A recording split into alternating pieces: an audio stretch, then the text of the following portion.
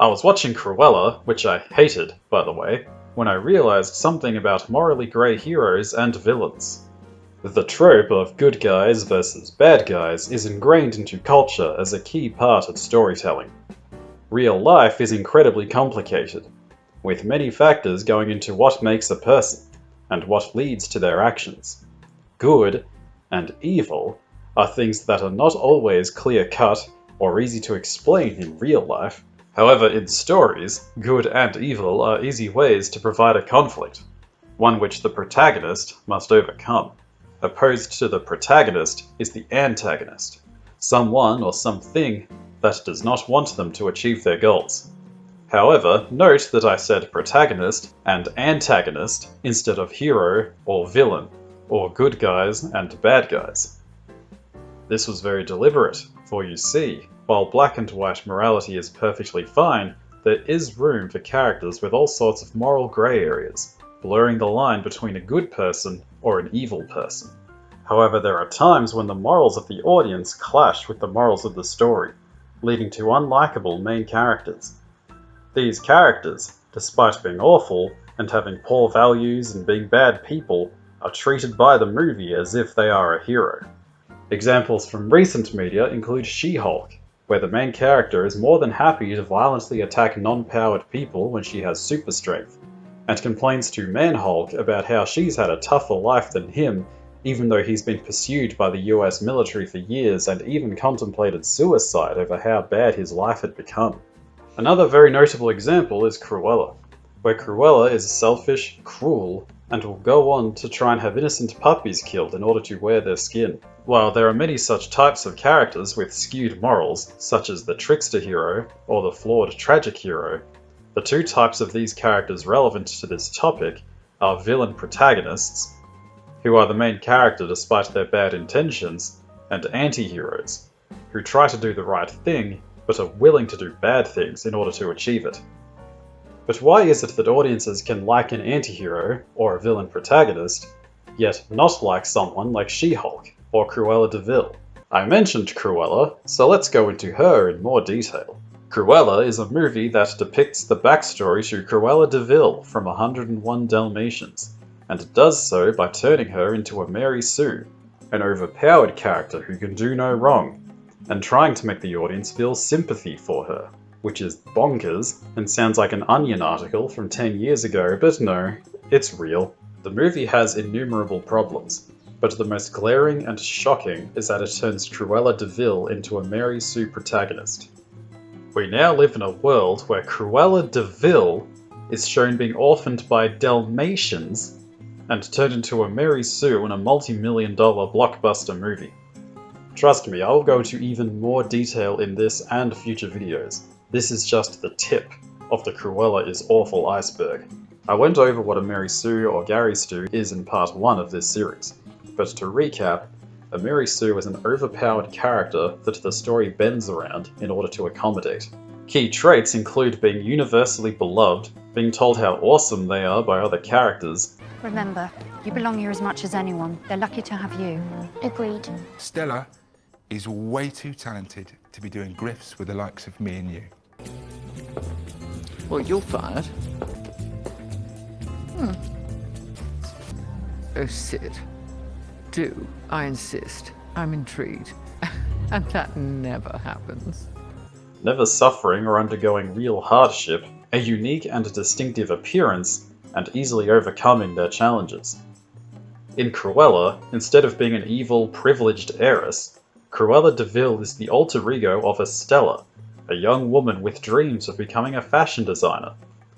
Rather than an attempted puppy skinner, Cruella de Vil is a misunderstood genius who is unappreciated by the world around her. Being a genius is one thing. Raising a genius, however, does come with its challenges. At school, she is already not like other girls, and sees herself as smarter and better than everyone else. She's even born with a unique appearance, From the very beginning, I've always made a statement.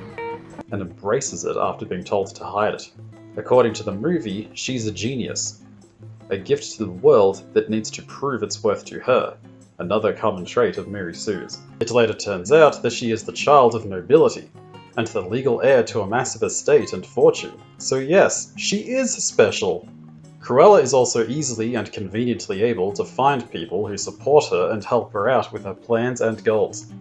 She spends one night homeless on the streets before falling in with Jasper and Horace, who are very supportive of her dream of becoming a fashion designer.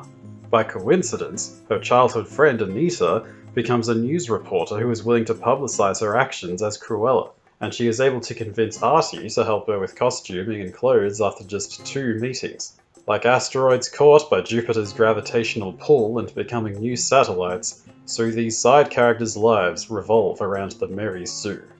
Another common trait of Mary Sue's is having proficiency in skills without a logical explanation. Most notably when she gets in 2 high-speed chases, when according to her she doesn't even know how to drive, clearly.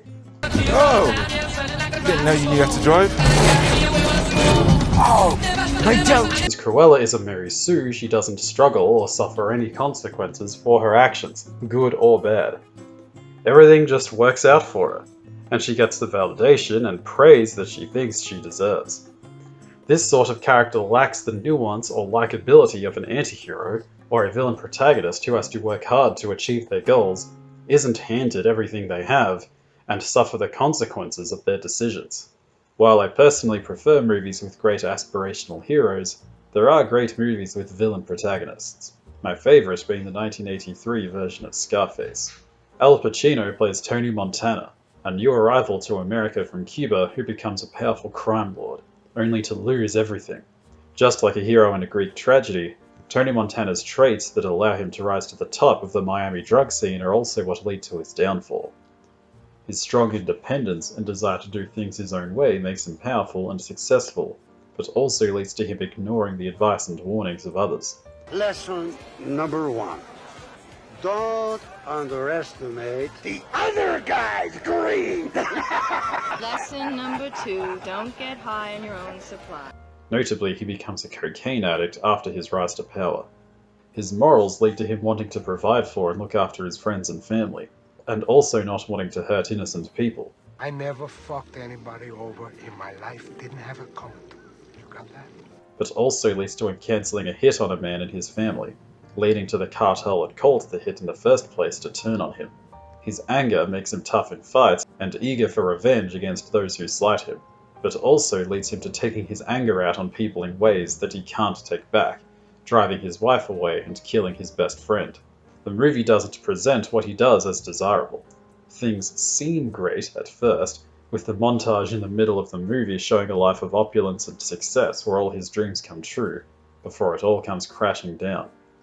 He drives away his wife, gets in trouble with the law, pisses off the drug lords in South America, kills his friend, and drives his sister to suicidal despair.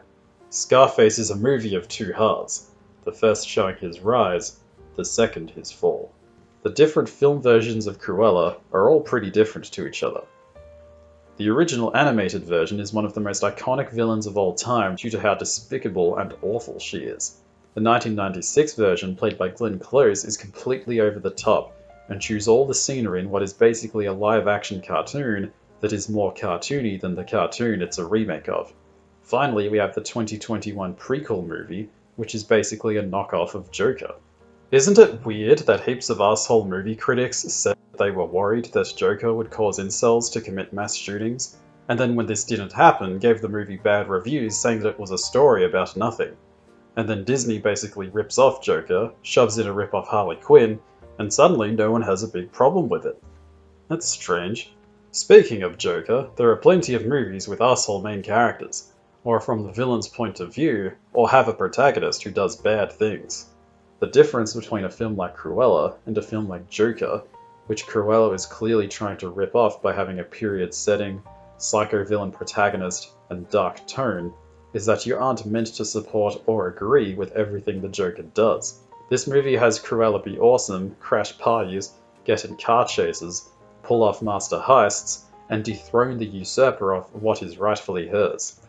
Both films even have a twist involving the main character's parentage, which deeply affects both Cruella and the Joker. Of course, in Joker, it matters to the plot and causes a big shift in his character. In Cruella, after learning that the Baroness is her mother, She has her falsely arrested for murder and then gets to steal her mansion, which isn't how property law works, by the way.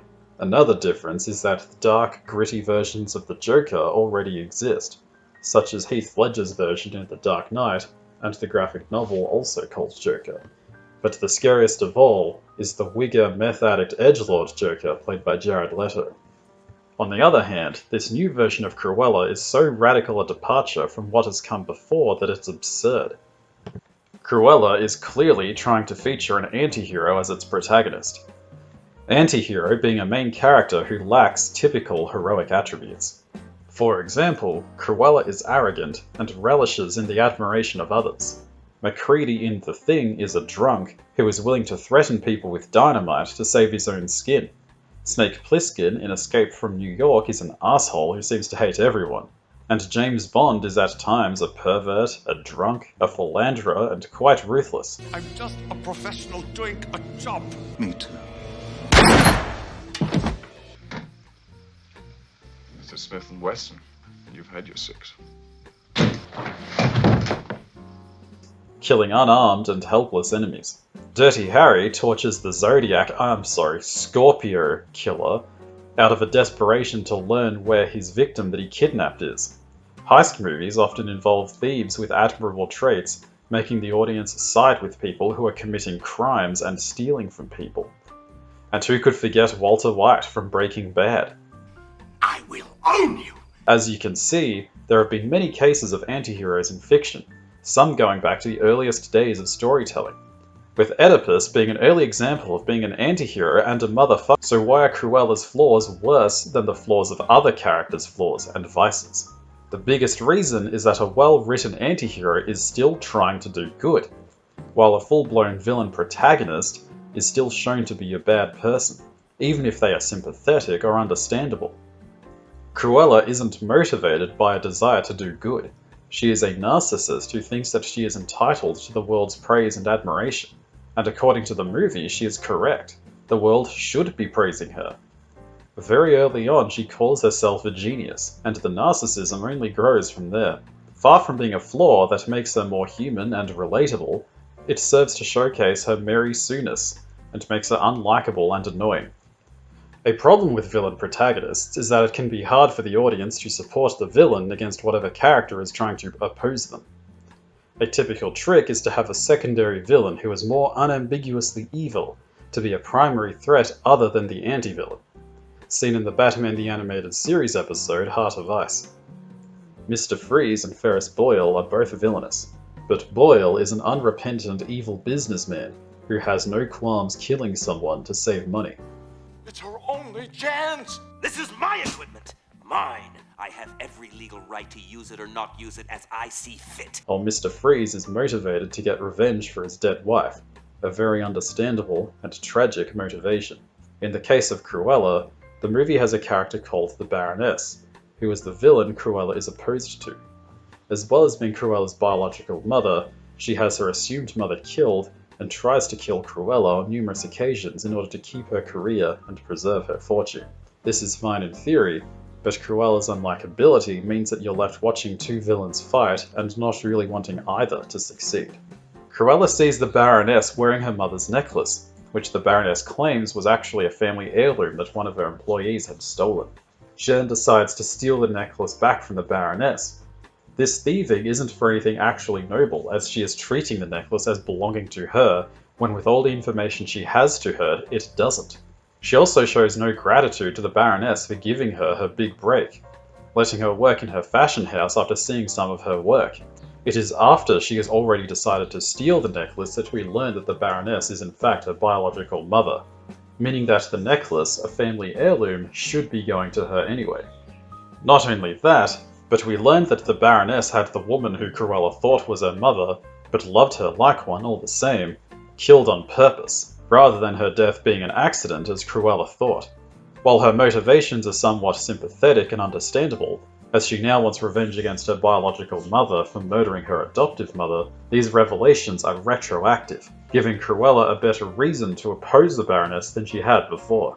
Many of the characters I mentioned earlier are characters we see trying to do the right thing, or do the right thing despite a reluctance to do so. Far from Cruella, the movie tells us that she's doing the right thing and is struggling. But her selfishness and her being a blatant Mary Sue who is revisionist history means that we don't want to see her succeed. Tying into the fact that Cruella is a Mary Sue, she is also overall just unlikable. Some of you might be saying, but Tin Man, she's the villain. Shouldn't she be unlikable? Well, to a point, but the audience is clearly supposed to feel sympathy for the Cruella character, despite knowing her as someone who would skin puppies to wear their fur. There are numerous points in the movie that try to evoke sympathy for her, but they always fall flat. Her adoptive mother is shown as a kind angel of a woman, who was supportive of her while the rest of the world was not.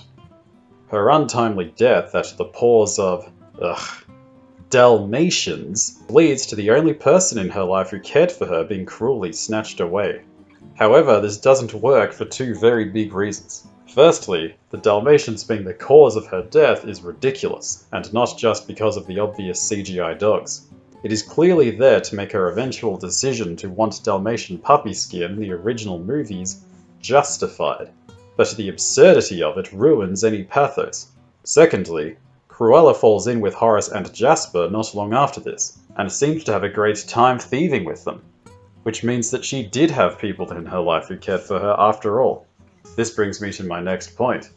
There's a scene where Cruella, Horace, and Jasper are upset and feel cheated that Cruella's necklace was taken from her by the Baroness. They feel so cheated about it that they decide to steal it back. Just to make things absolutely crystal clear, the thieves are angry that something was stolen from them. It is worth mentioning that other movies have their protagonists being thieves who steal things. But in movies like The Italian Job, they are much more likable than Cruella ever is. Go. You're only supposed to blow the bloody doors off! Cruella gets chewed out at her work, but any sympathy you could have for her hasn't been earned. She is a lifelong thief who has only done about 2 days of real honest work, and despite being a cleaner, keeps trying to get her boss's attention to work in a more prestigious role. This is a noob in an entry-level job trying to worm her way into a more prestigious position. This is an offer of employment from Liberty of London. Entry-level position. Entry-level. Entry-level. Entry-level. And the movie clearly wants us to agree with her and think that her treatment is unfair. She cries and sad music plays while she steals mail, which is something very important now, even more so back then. The movie wants us to like Cruella, despite the fact that she is awful to her henchmen, even though they are her only friends, have helped her numerous times, and the audience is much more sympathetic to than her. The movie brings this up once, only for Cruella to dismiss it. Later on, Cruella busts them out of jail, and wins them back to her side by convincing them that they will never be safe unless they help her take down the Baroness. She does apologize, but it rings hollow considering what we know of her character in the other films, where she is even more wicked and cruel, and she doesn't seem particularly close to Horace and Jasper at all. The ancient Greek philosopher Plato would describe what he called the Cardinal Virtues, which he regarded as necessary for living a virtuous life. They are prudence, the ability to make the appropriate action and consider the potential consequences of that action, justice, or righteousness, the enforcing of what is fair and right, fortitude, meaning endurance, the ability to confront fear, uncertainty, and intimidation, and temperance, the ability to exercise restraint and to be of sound mind, no matter what is going on around you. Cruella doesn't exhibit these cardinal virtues, meaning that she fails as a villain protagonist. Cruella isn't shown exhibiting any prudence, which is fortunate for her, as her lame disguise doesn't lead to anyone recognizing her, and her plans, which don't make sense, are pulled off with hardly any problems. She appears to have a sense of justice, as her motivation is to take her place in the world that she views as rightfully hers. But she only begins opposing the Baroness, who she sees openly mistreat and belittle people, until after things become personal. She doesn't have fortitude or temperance, as she gives up on trying to live an honest life after 2 days, and isn't of sound mind, embracing a dark, evil side of her in order to achieve her goals. The Cardinal Virtues are also a useful writing tool, as a character can be an asshole with numerous flaws and vices, but if they still have 1 or 2 of the virtues, they can still do good deeds and be liked by the audience. They are also something that Mary Sues tend to lack in one way or another, as a Mary Sue is always right in everything they do, even if it defies logic or the audience's morality. Audiences responded very well to Mr. Freeze's portrayal in Heart of Ice, even though it was a radical departure from his comic counterpart at the time. In fact, audiences responded so well that the comic version of the character was changed to closer match the version in Heart of Ice. This goes to show how powerful a villain with understandable and relatable motivations can be. The ultimate difference between a character like Mr. Freeze and a Mary Sue like Cruella is that Mr. Freeze is shown to be wrong in wanting to solve his problems with murder, and his callous disregard for human life, other than his wife's, gives the audience something to disagree with him on. On the other hand, Cruella's flaws, such as cruelty and future papa skinning, are never addressed, and a horrible personality, rather than being treated as a serious character flaw, is instead treated as somehow empowering. The problem isn't that Cruella is an anti-hero, or a villain protagonist, and that audiences only want heroes who are unambiguously goody-goods with no flaws or negative aspects. Tony Montana is a violent drug lord, yet is a compelling lead character despite his numerous vices. Characters like Dirty Harry are frustrated by the legal system and its bureaucracy, and are willing to break or bend the rules yet stay on the streets taking down criminals and protecting the vulnerable. Heroes don't even need to be perfect or flawless. Someone like Luigi in Luigi's Mansion is easily frightened by ghosts, yet faces them anyway in order to save his friends. Cruella de Vil, even the version that the Cruella movie attempts to rehabilitate the image of, has all four of harshness, rudeness, stubbornness, and hubris. The movie is of the mistaken belief that these traits aren't character flaws, but something that makes the character confident, strong, and badass. This is a key difference between well-written protagonists and Mary Sues. A hero can have flaws yet still be supported by the audience. A villain can have sympathetic qualities, but still not have the audience's support. An anti-hero can do bad things, but still have the audience's support due to their sincere desire to do good. However, a character like Cruella has horrible personality traits, yet she is presented as if these traits are desirable and what makes her special. Tune in next time, where I will discuss the 2021 live-action Cruella movie, an origin story to Cruella de Vil from 101 Dalmatians. A movie I think is much worse and more insidious than the other ones I have criticized in this series, and a further sign of a cultural rot.